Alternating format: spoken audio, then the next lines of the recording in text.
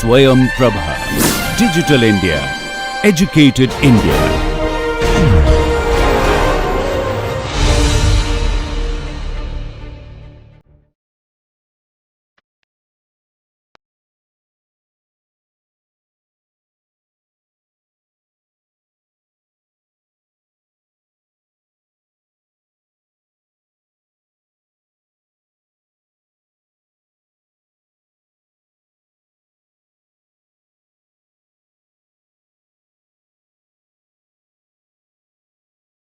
Welcome. So, with a very brief introduction on random variables and random processes to do with our course, we will be now going into the statistics of spike trains and what we call response measures that we will be using throughout the course. So, as discussed, now we are going into the cases where we have basically over time a series of spike trains or spikes which will be occurring at different time points t in parallel with some phenomena that is going on, and we want to understand what the neuron that is producing this particular spike train has to do with this phenomena, that is, what is being encoded in that phenomena that is going on in terms of these neurons' responses. In order to do that, we first need to define what is the response measure that we will be talking about. So, when we talk about response measure, since the spikes are, as we have discussed, all or none events, they can simply be represented by points on time. That is, there are events occurring at these particular time points. So, this spike is an event, each of these spikes are events in time. This representation is called, what we call is a dot raster representation of spike trains. Now, we generally consider the response as a function of time, but of different resolutions in time. That is, R as a function of some delta times I. That is, delta is the resolution in time that we are looking at, resolution in time, that is, at what interval we are discretizing the time window, and R and I is basically the index, that is, it is starting from 1 to I and so on, and there may be, let us say, capital M intervals or the bins that we are looking at, and R represents the rate or the number of spikes by delta that occur in that window,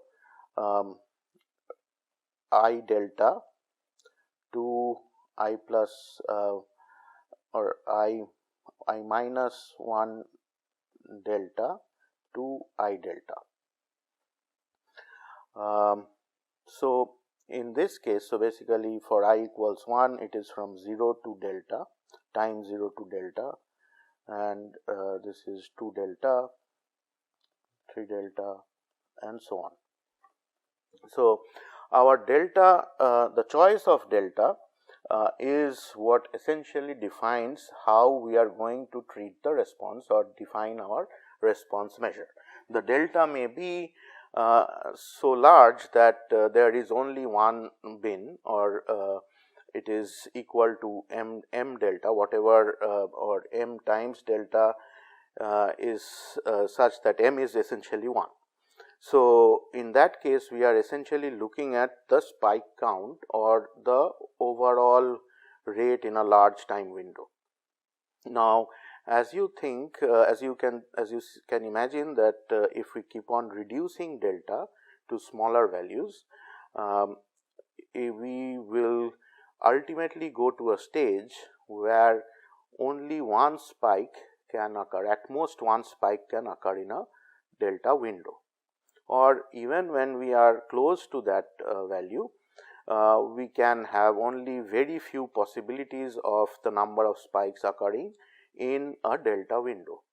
So, in that case, given the stochasticity of spike trains, we generally estimate this R delta I from a number of repetitions of the experiment that we are doing. That is, whatever phenomena is going on, which may be a stimulus in our control, and if it is being determined experimentally, this part is in our control, the hash part, the phenomena that we are wanting to study. So, we repeat that same thing over and over again, and that is what we mean by each realization. So, we are repeating the experiment over and over again, and we get different spike trains every time, and depending on how variable things are, we decide on a number of repetitions required, and then get an estimate of this R delta I. It also is heavily depend on the choice of delta. The larger the delta, the fewer repetitions we may need, and the smaller the delta, the more number of repetitions we need in order to reliably estimate the R delta I, or the spike rate in a specific window of size delta at the ith position, and so on. So, what we are then left with is essentially representation of the rate as a function of time, which let us say is time, and let us say this is 0, this is our capital T, which is equal to m delta, and for each delta we there is this is rate in spikes, or the number of spikes occurring per second within that delta window, and that representation is what we call is a peristimulus time histogram, when it is associated with a stimulus occurring within that time window, or that phenomena that we have been talking about. So, the peristimulus time histogram essentially represents the R delta I, that is the rate or the number of spikes per unit time over the different window sizes. Now, this R delta I is variable, can be variable over time, or in general can be constant over time, that is R delta I is independent of I, and in that case we have only a single R value, and it does not have to be indexed with time, and that is the simply the rate, or we can also represent or replace it by simply the spike count over the entire window that we are considering. So, in this in general, when we think of the rate as a fixed size over the entire window capital T, we also generally think of the random variable spike count as something that follows a Poisson distribution. So, here is how we can consider that, is that let us say there is a time window capital T that we are analyzing, 0 to capital T, and there are, let us say, n spikes that have to occur in 0 to capital T, or that occurred in 0 to capital T. let us say we say that probability of n spikes in the window or a probability of the probability of n spikes in the window capital T as P T n, and this probability can be computed by making this assumption in the case assumption that there is a fixed rate, as we were saying, there is a fixed rate R of probability of spikes in that window 0 to capital T. Now, that is R, and we will consider the time bins as delta T, and let us say there are capital M time bins equal to, that is M times delta is equal to capital T. So 1, 2, so this is delta delta and this is our M delta, 2 delta and so on. So the probability of observing n spikes in this window capital T can be obtained in this manner, that that we have a fixed rate capital T, capital R, and the events or spikes occurring in each of these time windows are independent of each other. That is, whether there is a spike in the previous or side by time windows, it does not influence the spiking in the other windows, in that particular window or in other windows. So essentially that means that there are independent events that are occurring over time. So this probability can be such that, so essentially we have n spikes that need to occur in this capital T window, and if we assume that our delta T is, so this is delta T, M delta T, this delta T is so small that there is only at most one spike possible in that time window.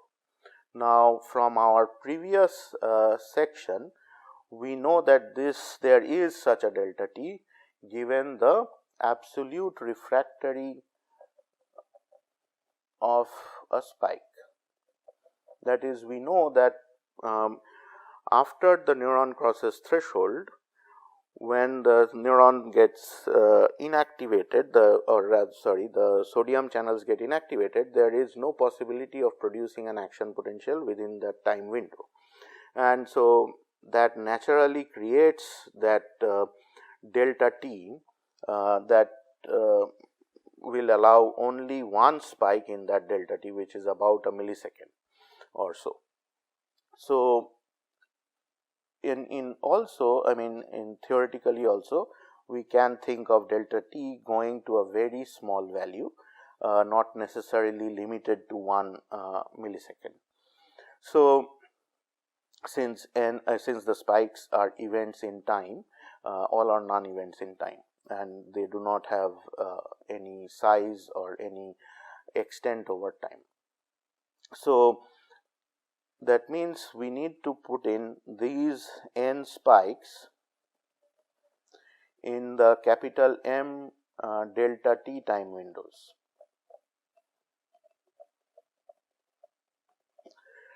So the way in which we can put in the n spikes is by choosing those n bins, and the probability of observing n spikes after we have chosen those n bins, the probability of observing spikes in those n bins is simply R times delta T to the power n, because they are independent. So let us say we chose one, this bin, and up to this bin, n bins we have chosen, and those each of those windows are such that all the windows are such that delta t is very small, that is only one spike can occur, and we know that the probability of spike is simply r times delta t, the rate of spiking, the number of spikes that are occurring over time times delta t. And since they are independent, then all those probabilities get multiplied, and that is r delta t to the power n. Similarly, the other m minus n bins cannot have spikes, and the probability of that is 1 minus r delta t to the power m minus n. And the way we can choose those n spikes or n bins is simply our m choose n, which is nothing but m factorial divided by m minus n factorial times n factorial. So, we can write our p t n as simply m factorial divided by m minus n factorial r delta t to the power n 1 minus r delta t to the power m minus n. This is our probability of observing n spikes in that capital T time window, where the probability of spike is fixed in that capital T time window, and that or there is a fixed rate of spikes occurring, that is r. So, now if we consider the case where delta t goes to 0, in fact this p t n is when we have this limit delta t goes to 0. So, when we have delta t going to 0, there are a few observations that we need to take into account, that is we have this goes to 0, delta t into m is our capital T. Now, as delta t goes to 0, since our capital T is fixed and n is fixed, this capital M is growing towards infinity, it grows unbounded. And since if we take this m minus n here, and so basically n is fixed and m is growing unbounded, so that can be replaced simply by m. Now, our delta t is also equal to capital T by m.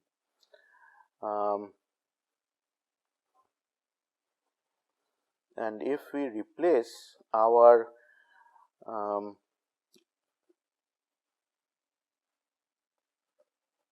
delta t by or if we replace m by t by epsilon or minus m by t by epsilon, then what we have is, if we consider this term only, the second part, we have 1 minus r delta t is m by t, and actually we need to put the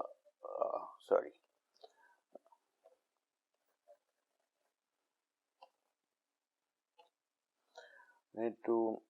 minus r delta t is replaced by epsilon. Then what we have is minus r into t by m is replaced by epsilon. Then 1 minus r delta t is replaced by 1 plus epsilon, and our capital M. So, our M is replaced by minus RT by epsilon. So, the term 1 minus R delta t to the power M minus n can now be replaced by, as above, is equal to 1 plus epsilon to the power approximately to the power m, where m can be replaced by minus RT by epsilon, that is equal to 1 plus epsilon to the power minus RT by epsilon, which is 1 plus epsilon to the power minus 1 by epsilon, this whole to the power r minus RT. So, now as we have limit delta t goes to 0, then minus r delta t also goes to 0, that is epsilon goes to 0, and we know that limit epsilon goes to 0, 1 plus epsilon to the power 1 over epsilon, this is equal to E. So, this particular whole term turns out to be simply e to the power minus r capital T. Now, if we consider the rest of it, rest of the expression, that is m choose n and r delta t to the power n, we have m factorial divided by m minus n factorial and n factorial. Since m factorial by m minus n factorial can be replaced by m to the power n, because this whole term together turns out to be m into m minus 1 like this, and there are n terms up to m minus n plus 1. So, since n is fixed and small compared to capital M, and m is going to growing unbounded towards infinity, the ratio of these two factorials can be replaced by m capital M to the power n, and so what we have as p t n is simply m to the power n divided by n factorial r delta t to the power n, limit delta t tends to 0, and e to the power minus RT. Now, when we use this actually m r delta t can be replaced by, so by using our delta t into m is equal to capital T, m delta t can be replaced by t. So, m r delta t becomes RT, and so the overall expression turns out to be p t n equals, so this whole term now becomes r t to the power n divided by n factorial e to the power minus r t. So, finally, what we have is p t n is equal to r t to the power n by n factorial e to the power minus r t. Now, note that r t is nothing but the number of spikes or the average number of spikes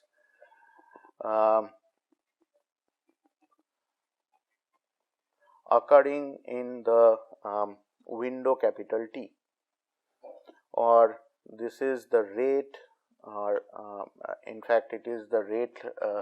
times the time window, and can be replaced by some spike count in that capital time window, and this basically represents the Poisson distribution. So, if we say that what is the probability of observing the number of spikes n equal to k in a particular time window, where the rate of spikes is fixed as r over that entire time window, then we say that r t to the power k e to the power minus r t by k factorial. That is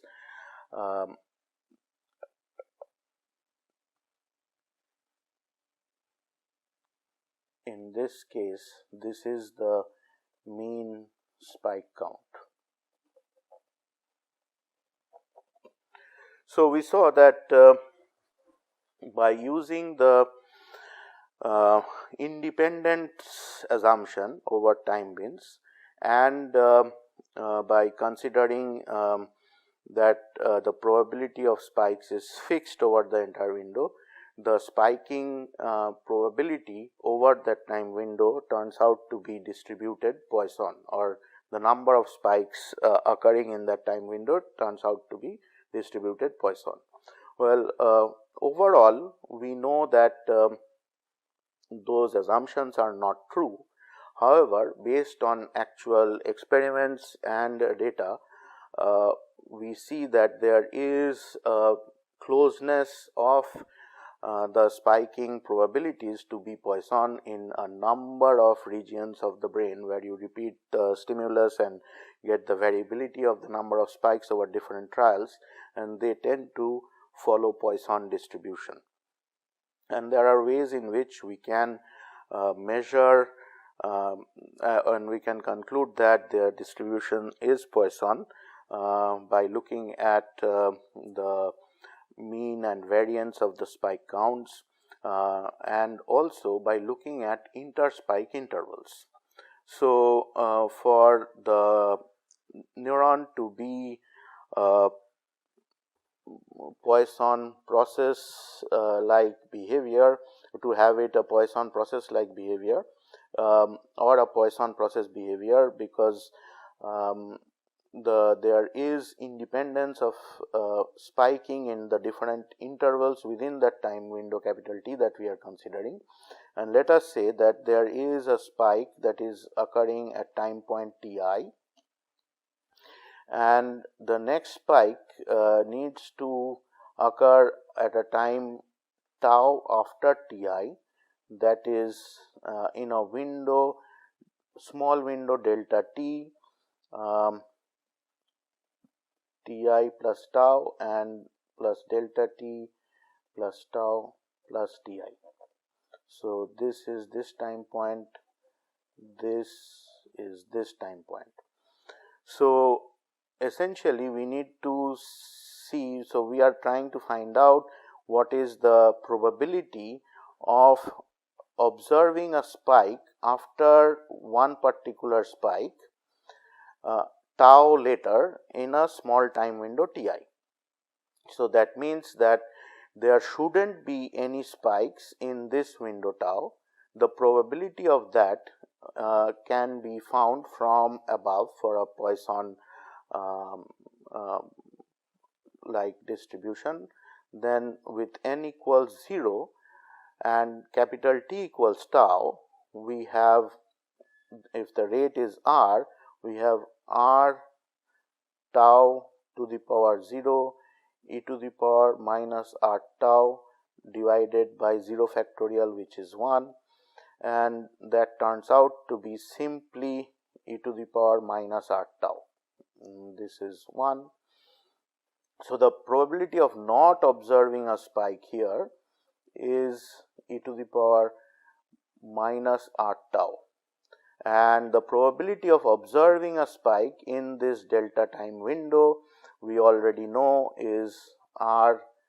delta t. So, the overall probability of observing the spike is r delta t into e to the power minus r tau. So, now since the interspike interval is a continuous random variable, we will have a PDF, and if this is the probability of observing a tau sized interspike interval or tau to tau plus delta sized interval, then the density will simply drop this delta t. This probability is obtained by multiplying it with delta t, assuming that delta t is very small and the probability is fixed in that time window. Then the density turns out to be, that is the probability of tau interspike interval is going to be r e to the power minus r tau, and that is an exponential distribution. So, we also see that by looking at interspike intervals, they follow nature of generally in an exponential distribution, and so if we think of interspike interval, and in this case this is the p tau, the density tau, then it should be exponentially distributed, that is it should go down like this exponentially. However, because of refractory that we have studied and relative refractory,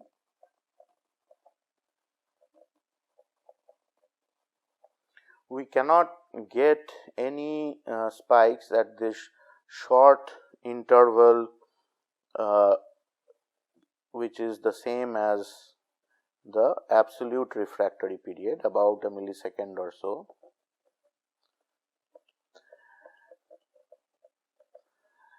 And similarly, beyond that period, there is a relative refractory period over which the probability of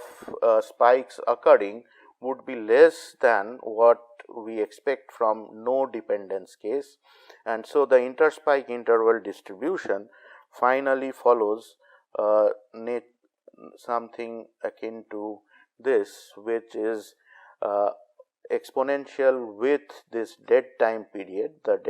delta t of absolute refractory, and a recovery period for due to relative refractory, and then it follows the exponential kind of distribution. So, the cyan curve is the generally observed interspike interval distribution, which is often approximated to be exponential, and we go ahead with the idea that the spikes occur as a Poisson with Poisson distribution, that is the number of spikes occur as a Poisson distribution and